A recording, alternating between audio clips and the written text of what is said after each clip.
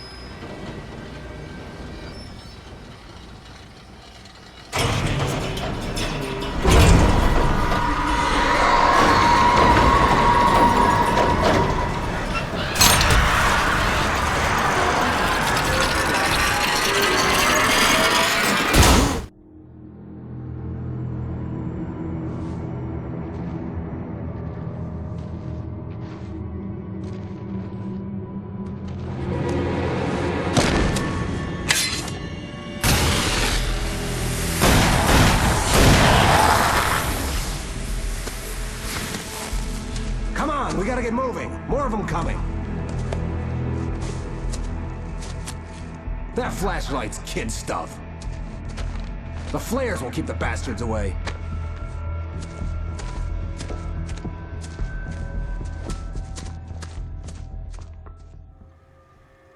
You can see them too?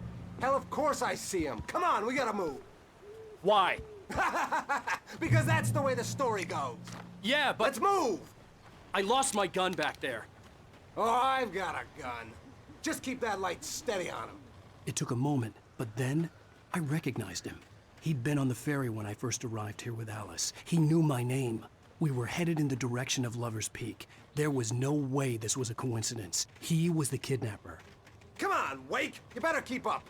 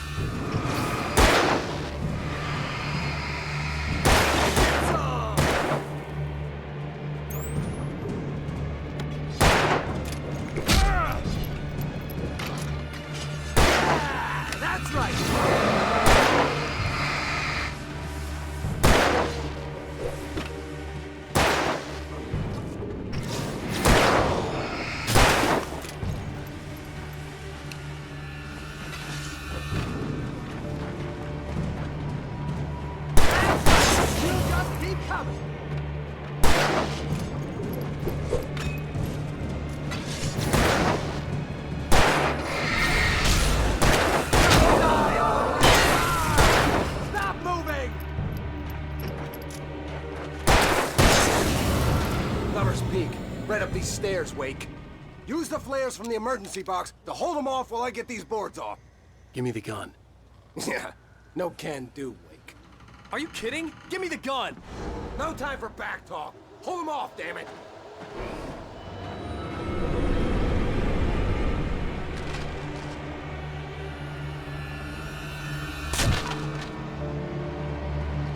It's a little longer. Scare them off. Get some light on those bastards. That'll keep them off us.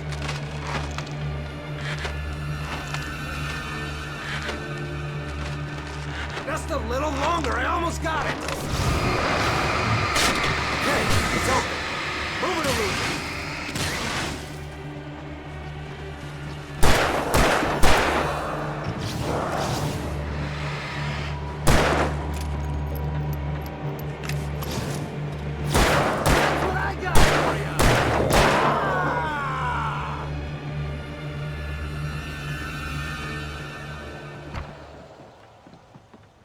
Better get ready. They'll be on us soon.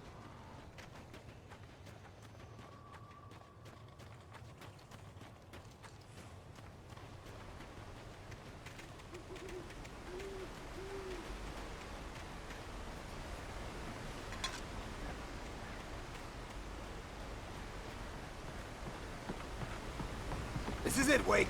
The last stand. There's more flares here. Get ready. We fight them as long as they keep coming. Give me the goddamn gun! They're coming! That's not how this goes. Get with the program, Wake.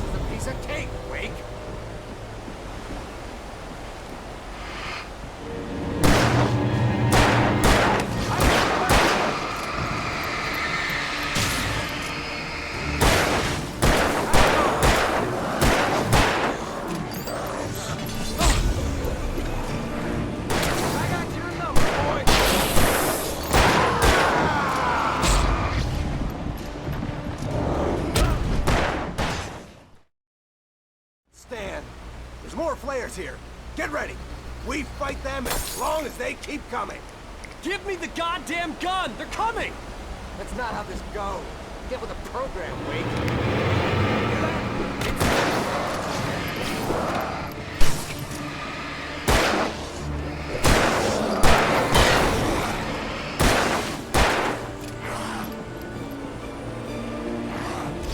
Monster, bring it!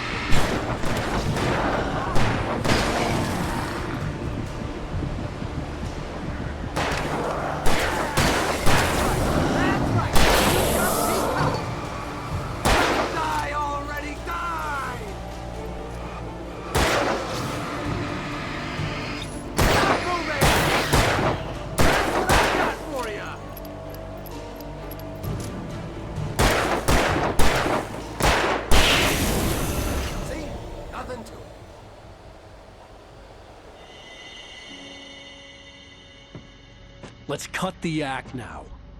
Where's my wife? I knew you were gonna say that. I read it all before. You're a hell of a writer. Congratulations. You're gonna bring about something glorious and terrible once we get you some proper editorial control. What the hell are you talking about? Where's Alice? I want the entire manuscript, or she's gonna suffer bad. You touch her up.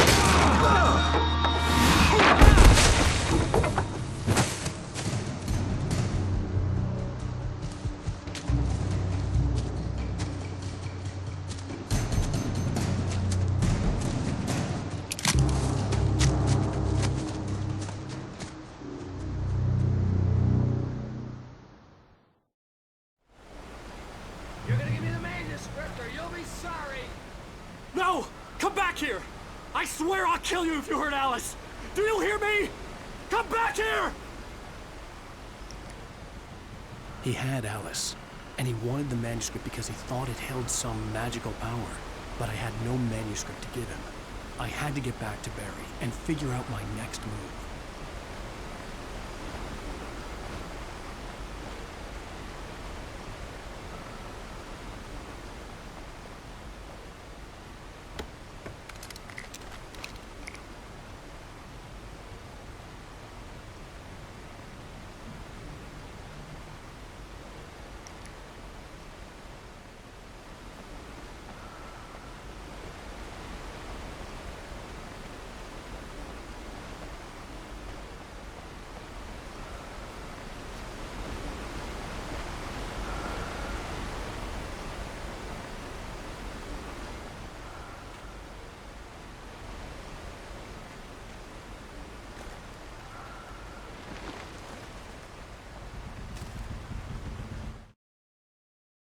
On more than one occasion, Alice had tried to explain to me how it felt to be afraid of the dark.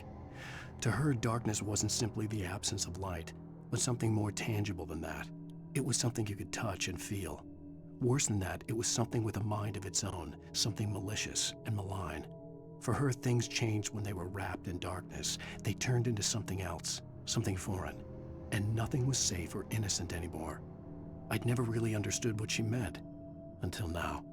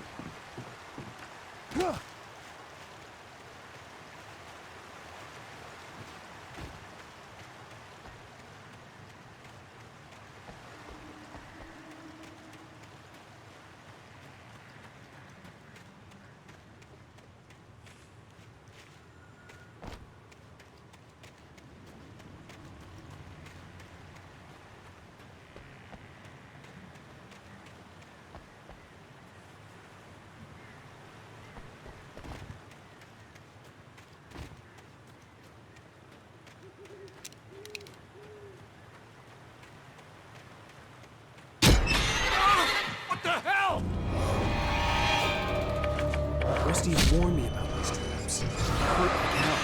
I was stuck.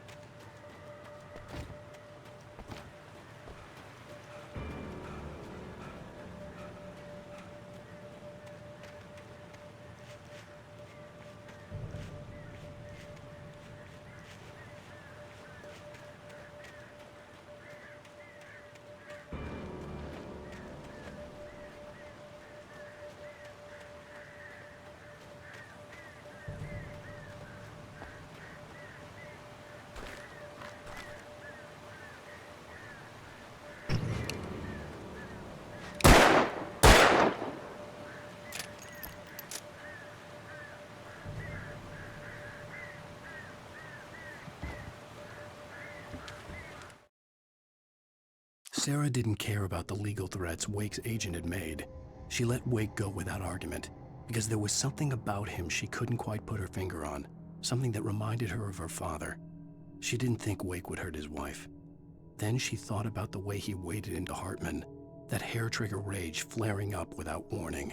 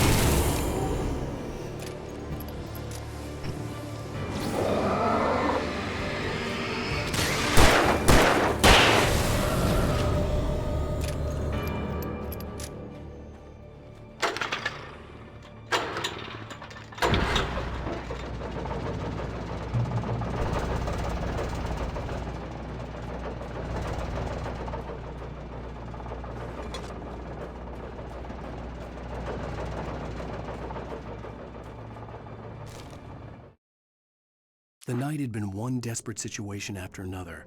I was exhausted, and my body felt as though it had been chewed up and spat out.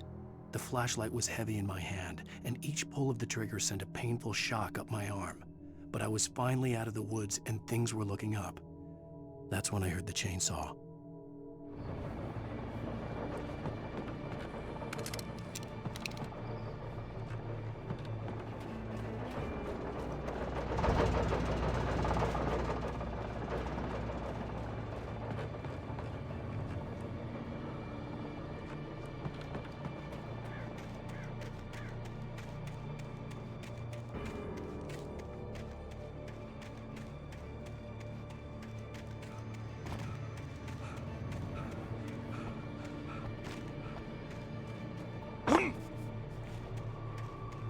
I had heard the plane fall. It made no sense. It was clear that it had just fallen here, but it was very old and obviously hadn't flown in decades. Looking at it sent a shiver down my spine.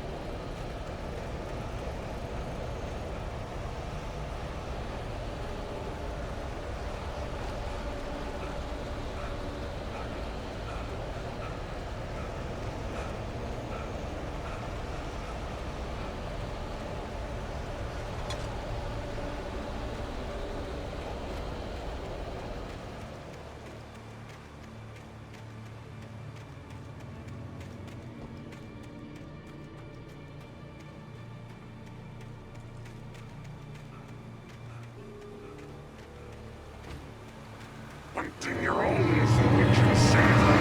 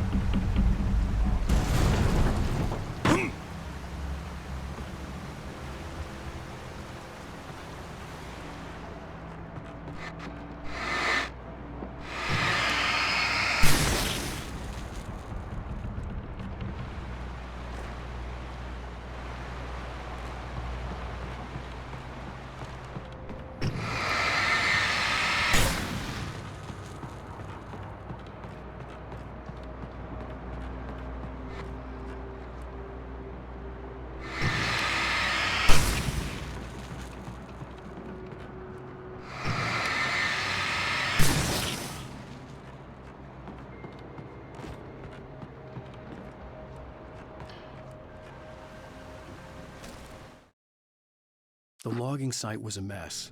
The modular office had been pushed off the cliff. Deputy Thornton climbed up from the wreckage excited, breathing hard from the exertion. Nobody there. It's weird. Don't you think that's weird? Bored, Mulligan let out a mighty snort.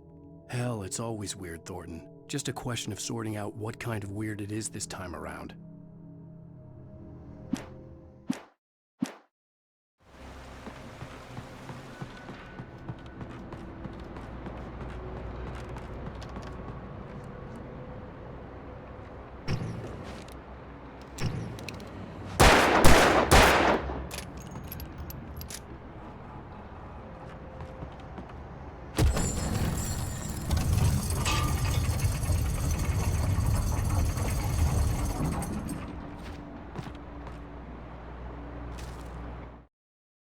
When Barry saw the darkness attack the visitor center, it made him a believer. The men Al said he'd shot, they hadn't been just locals on crank. Somehow the world had changed, like the channel had been switched without warning. You think you're watching a sitcom, and you're really watching a horror show.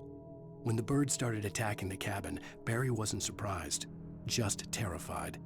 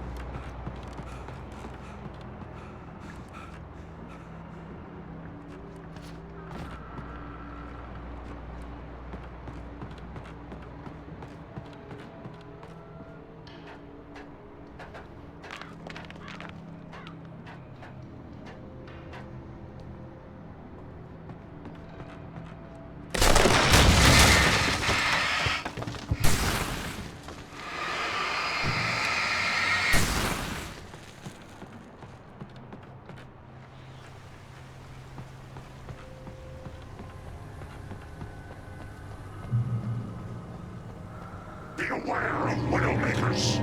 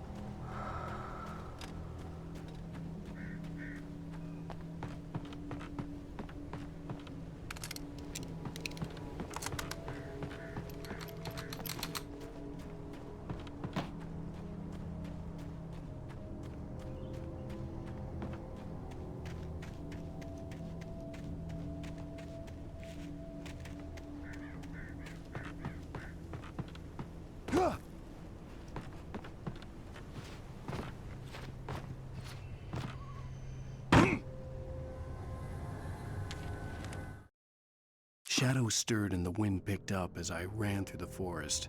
I felt the dark presence turning its gaze toward me.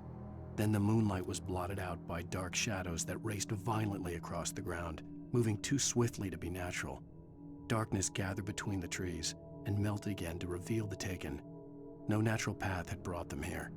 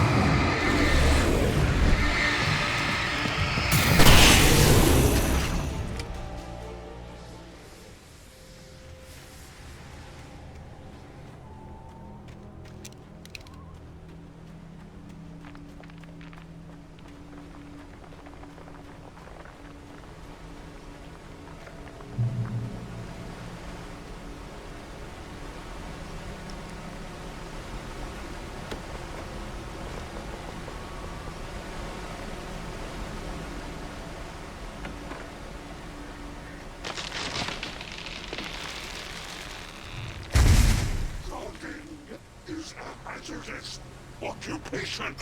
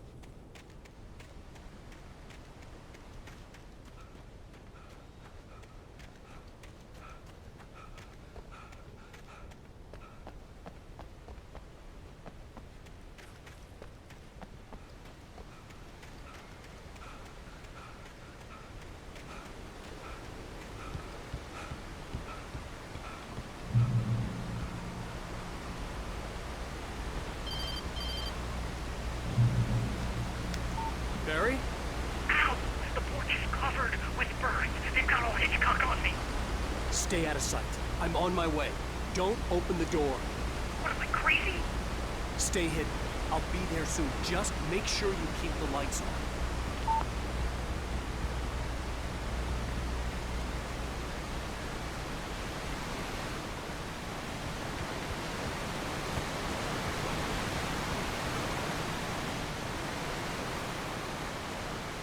I still had to reach Barry at the cabin, but at least I was out of the woods.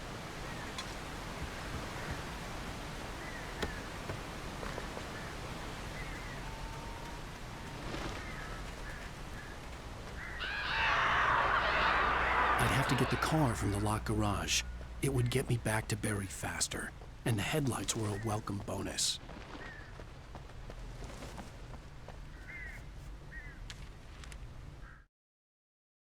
The FBI agent's command froze me in place. I considered surrender. It was all falling apart anyway. I could give in, let someone else deal with it, but it felt all wrong. Call it instinct, his posture, the way he held the gun. He was no friend. Shots ringing in my ears, I leaped for the hole in the fence and stumbled into the darkness beyond.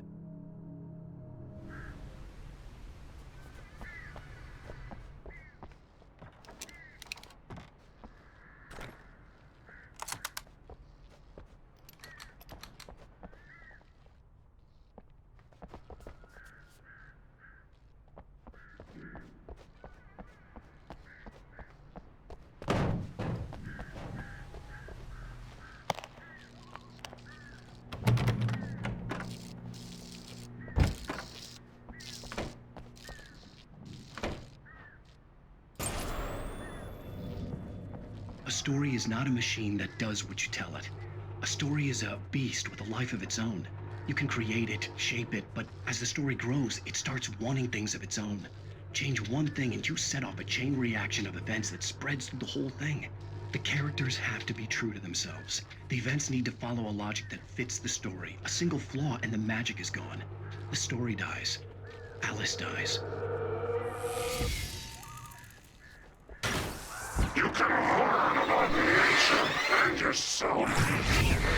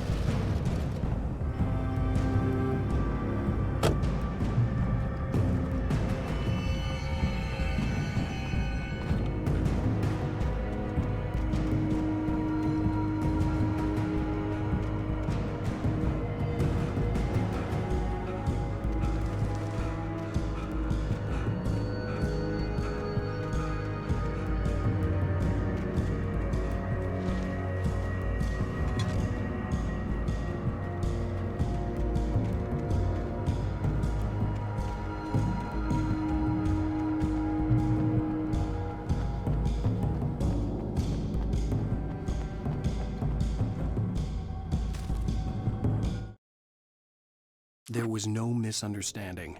Cauldron Lake was where Alice and I had stayed, but there was no cabin and no island. I was missing a week. What had happened to me? What had happened to Alice? I had to get her back. I couldn't face life without her.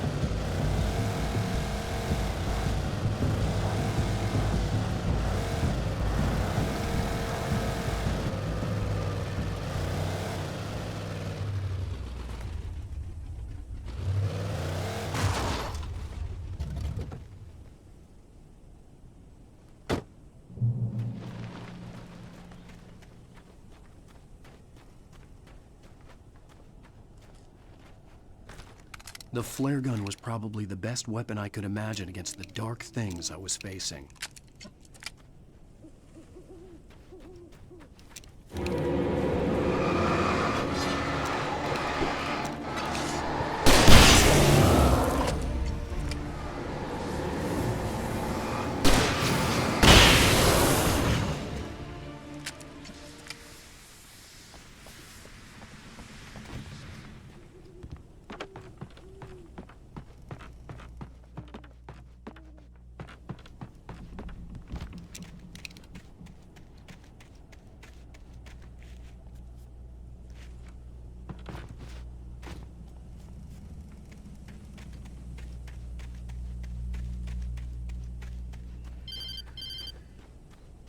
It was the kidnapper.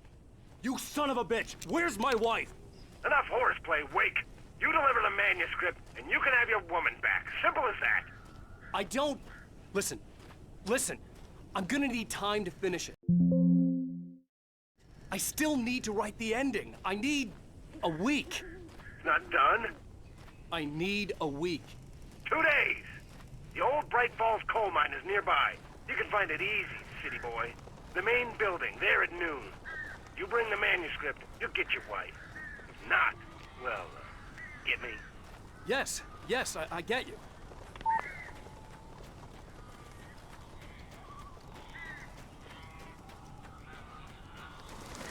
Barry had talked about birds over the phone.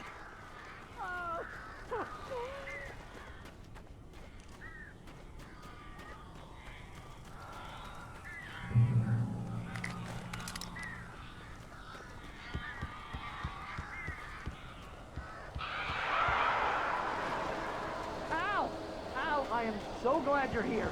A couple of them got in here before I blocked the chimney. This isn't normal. These birds are weird.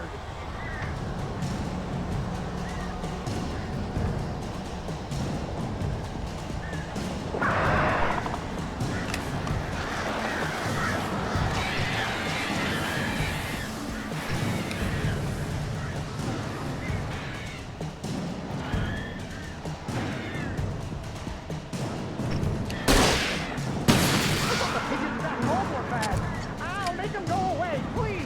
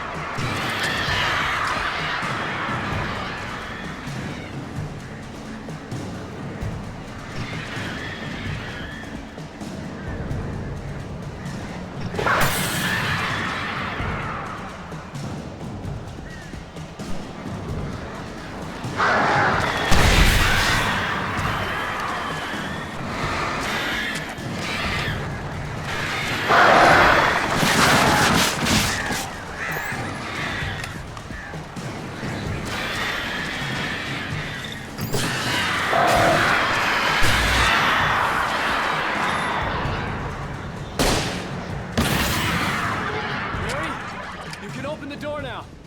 They're gone. Hey, Al. I'm sorry for thinking you were having a psychotic episode, man. I sent Barry to the town to ask around about a man fitting the kidnapper's description. He'd go through the archives of the local paper. Perhaps he could learn something. Anything about the island and the cabin that had disappeared. The man wanted a manuscript. I had to try to write him one to get Alice back.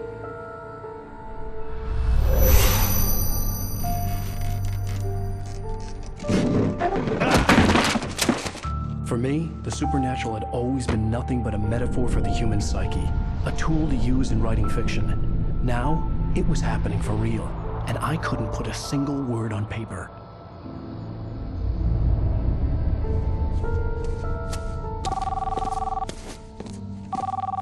Barry Wheeler speaking. This is Rose. Rose? I found Mr. Wake's pages. Oh, you sweet, brilliant girl. Could you and Mr. Wake come get them? I live in the trailer park outside the town. We'll be there in less than an hour. I know. See you soon. Have a great day. Hope you come back soon. Welcome to the Oh Dear Diner. Good girl.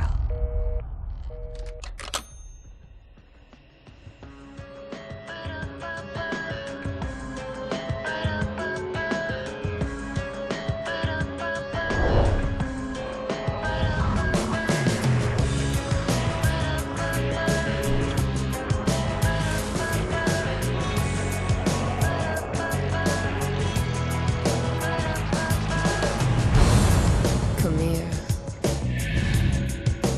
Pretty please, can you tell me where I am? You, won't you say something? I need to get my bearings. I'm lost, and the shadows keep on changing. And I'm haunted by the lives that I have loved and actions I have hated. I'm haunted by the lies that wove the web inside my haunted head. Previously on Alan Wake, Alice has been kidnapped. Alan, please help me. Alice? You'll do exactly what I say if you ever want to see your wife again. I can't tell anyone except my agent Barry. Damn it, Barry, they'll kill her. You're my best friend, and I'm worried that you're not right in the head. The ransom is a manuscript I supposedly wrote that's coming true before my eyes. It happened just the way it was on that page. So dark. I have found only a few scattered pages. I want the entire manuscript. The deadline is in 2 days. I found Mr. Wake's pages. Good girl. How the hell did she get her hands on the manuscript anyway? I don't know. She's resourceful.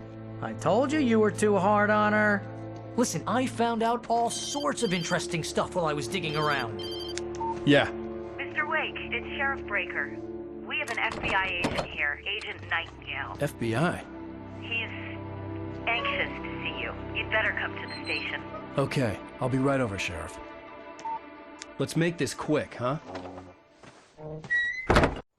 Help you folks? Name's Randolph. I'm the manager. We're looking for Rose. Works as a waitress down at the diner. Rose, sure. Nice girl. Who wants to know? I'm Alan Wake. The writer, huh? I heard on the radio you were visiting. Well, I'll show you her trailer. That Rose, she's a nice girl. Always pays her rent on time. As I was saying, Al, I found all sorts of weird stuff from the local newspaper's archives. This place is crazy.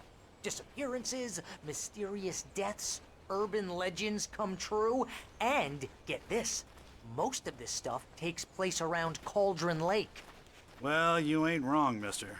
The Indians thought the lake was a doorway to the underworld. I'm the God-fearing type myself. I don't hold with that sort of thing. Yeah, okay. Anyway, there was an island there owned by a guy called Thomas Zane. Now, some of the articles I found about him make him out to be a famous writer, but I ran a bunch of searches, couldn't find a single thing he wrote. Zane was heavily into diving, so much so that the place came to be called Diver's Isle.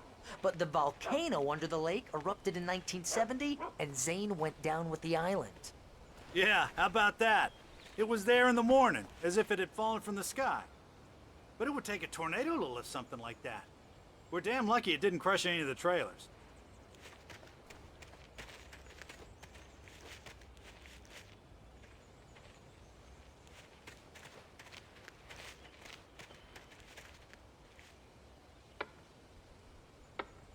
It gets better.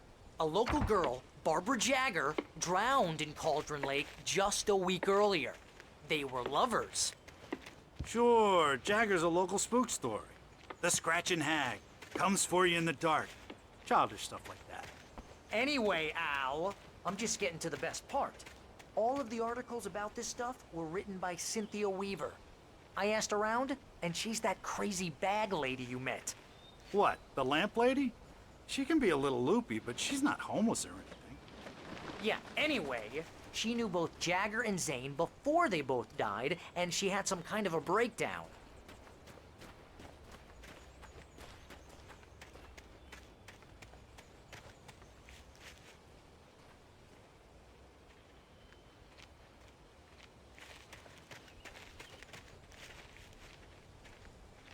Well, mister, this here's Rose's trailer. You mind me asking what you want with her? We're just here to talk to her, pal.